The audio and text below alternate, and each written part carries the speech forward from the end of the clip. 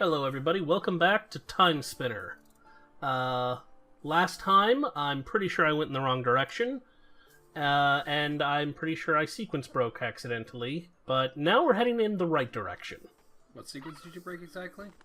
I think specifically I went into an area, not before I was allowed to, but before the game signposted me to it. So, I think the guy that I rescued, I was supposed to pick up, like, maybe a plot beat or two after this. It doesn't change much, but I am fairly certain that I was not supposed to head into those mines just yet.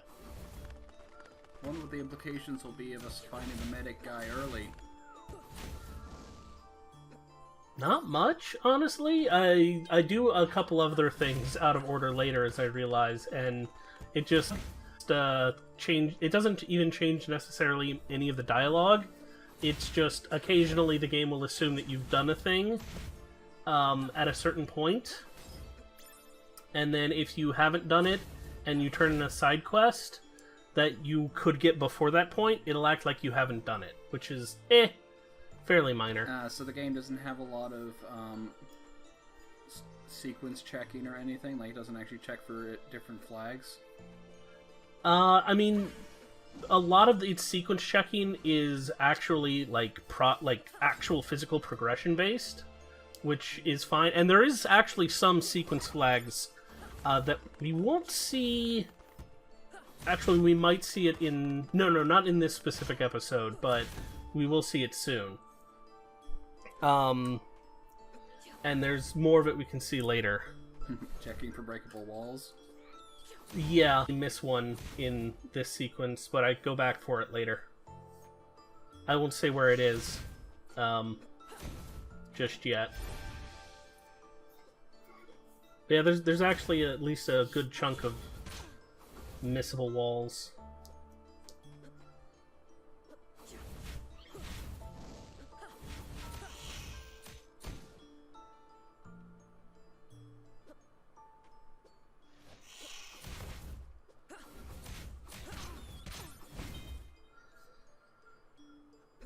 So at the moment, I'm using the fire orbs to level them up.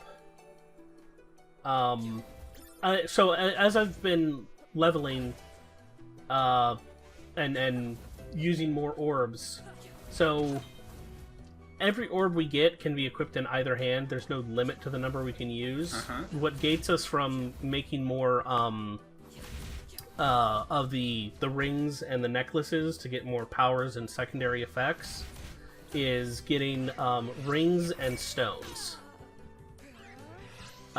Usually gold rings and essence stones, and if you make a ring, you get a secondary effect to your attack added to the orb. Yep. Like in this case, the scythe ring is a secondary effect of the blade tome, and if you do a necklace, you get your special attack. Right. And the interesting thing is, you can mix and match it all up, and they'll all level up. So when I'm doing this, I'm leveling up the fire and the blade tome. Meet our quartermaster. Oh, good. Finally, someone we can throw some money at. Yeah.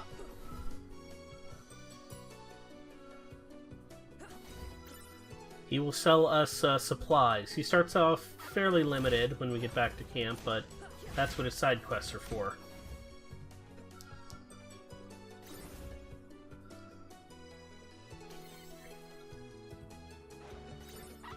I think I see a time stop puzzle right here. Yeah, you would be correct, and here's me failing it. Sorry. Nah, it's okay. I'm like, well, I screwed that up. Let's just go reset.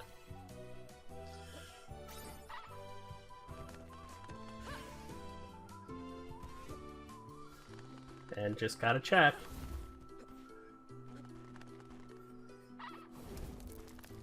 I see. Like, in the present time, that's all grown over, but in the past, it's still just hanging vines.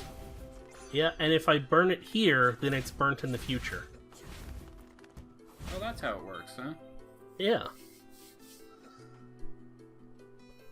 Oh, geesh. A Metroidvania where we have to go back and look at different versions of the same map. That's great. Yeah. At least they're connected to each other logically. So...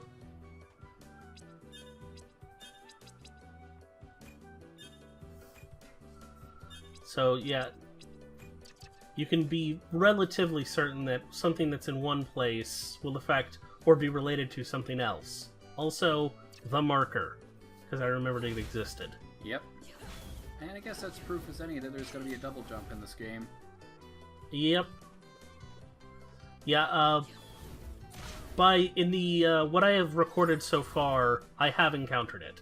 And I basically spend a good episode going, alright, let's go double jumping. Yeah, the usual, new item thing when you have this kind of game. You go back and see what you could unlock now you got a new item. Oh yes, the not mandatory, but damn it, you're gonna do it backtracking.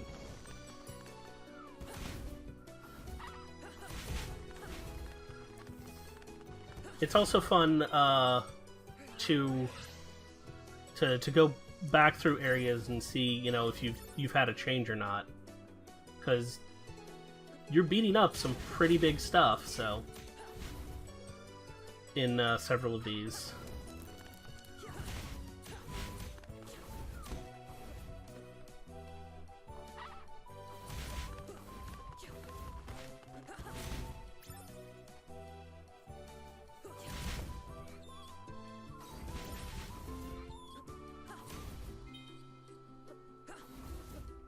You had that quest to, get herbs from rats. Yep. We're definitely going to complete and turn that in.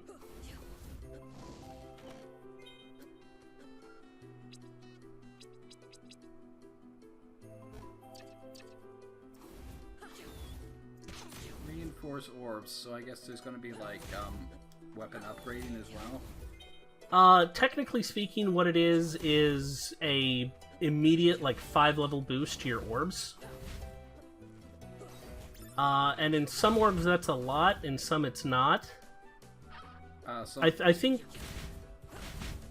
So some of them take more experience to level than others. Yeah. And some of them get additional effects, as far as I can tell, when they level up. There's one we're gonna see soon, which has become sort of my staple, because I think it can hit past guard and deals extra damage on the return strike. Would those be the blues? No, not the blues. It's it's in this episode in a little bit, so you will see. I'll see. Okay.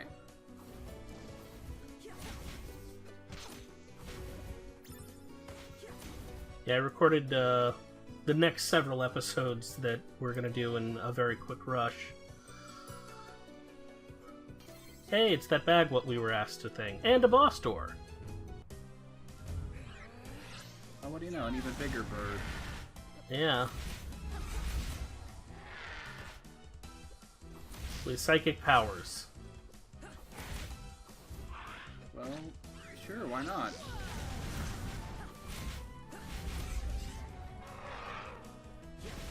Now here's a question, who chained the bird up?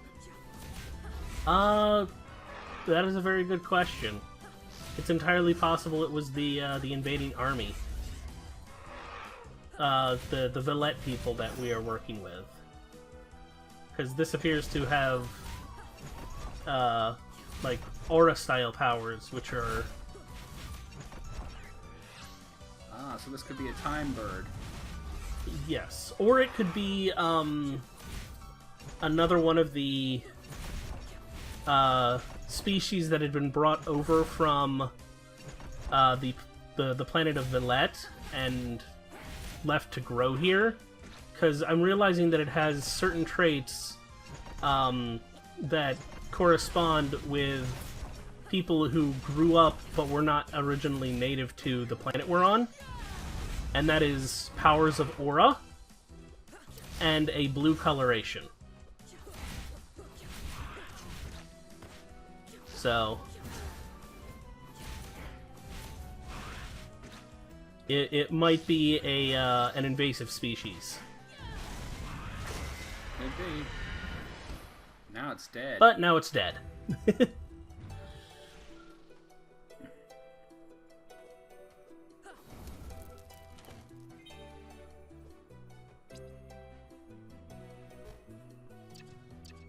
Gates, I assume, being those things that you say that? No, these. So, these are the gates. Also, meet the creepy twins.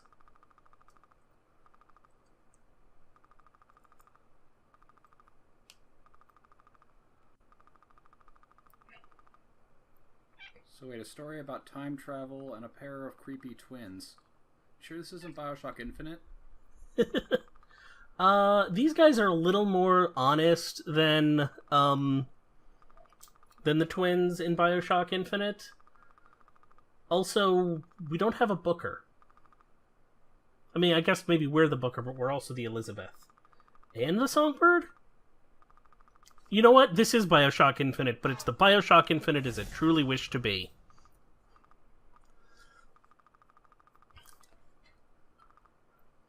But yes, Oh, dang, the thing is talking. Yeah, it doesn't do that much.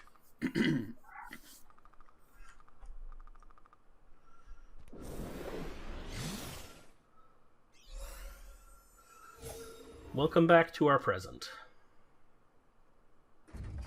Ah, so the blue rooms were significant after all. Yes. And they were, as I was thinking, the doors of time, or the corridors. Wait, and are we supposed to give those herbs back? We're like 1,000 years too late for that now. Yeah, but we can go back. I just want to explore and see what has opened up. Yeah, now that we burned all those plants. Yeah.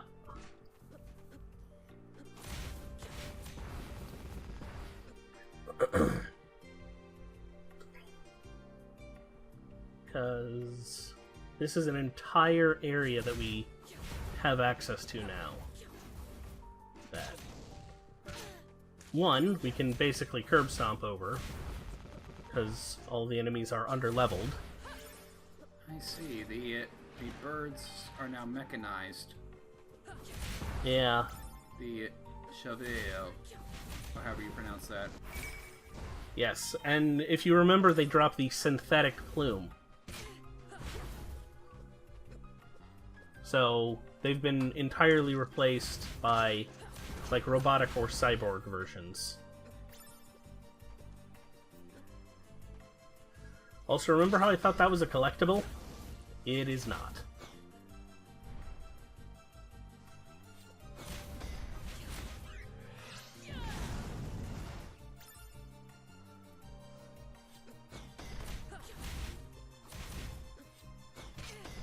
I think this is my new favorite monster here, just the meteor sparrow.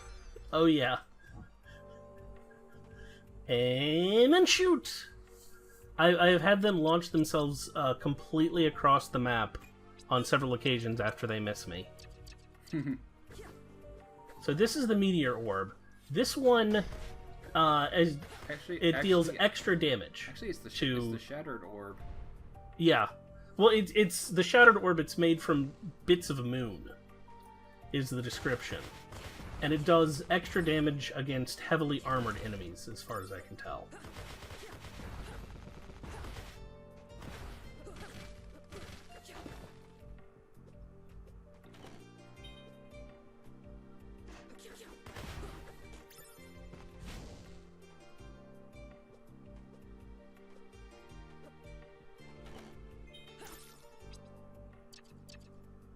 You know, I kind of wonder, like, shouldn't the chest that you open in the past be empty in the present?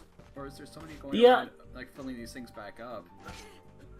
I mean, I considered that too, but I also realized that several of the chests in the past refill themselves too, so somebody might actually be just filling them back up. How mysterious. It's probably some sort of, you know, interdimensional time-traveling adventurers guild.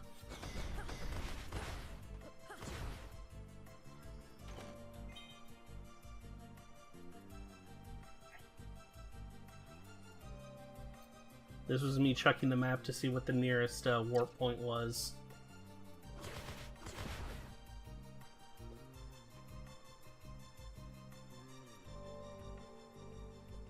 I hope we get something similar to the Crystal Dash from Hollow Knight, as walking down these corridors is kind of a drag.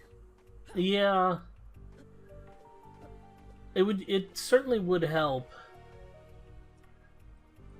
I mean, there's enough teleporters, but there's also a couple of places that are just few and far between, like the big corridor in front of us and the one behind it, too. And going through the catacombs.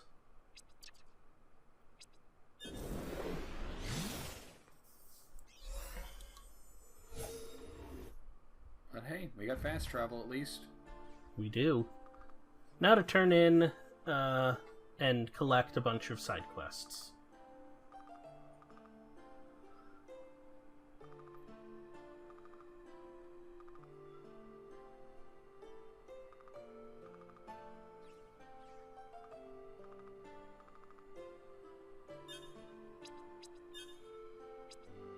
So yes, we can now buy equipment. It's mostly terrible. Yep. But he just started out, so...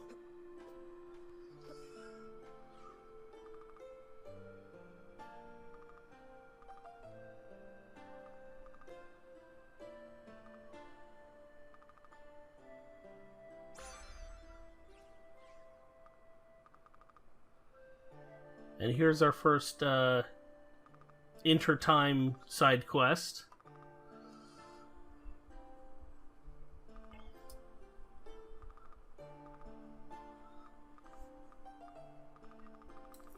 She asks us to go and see how her home planet is doing in the future.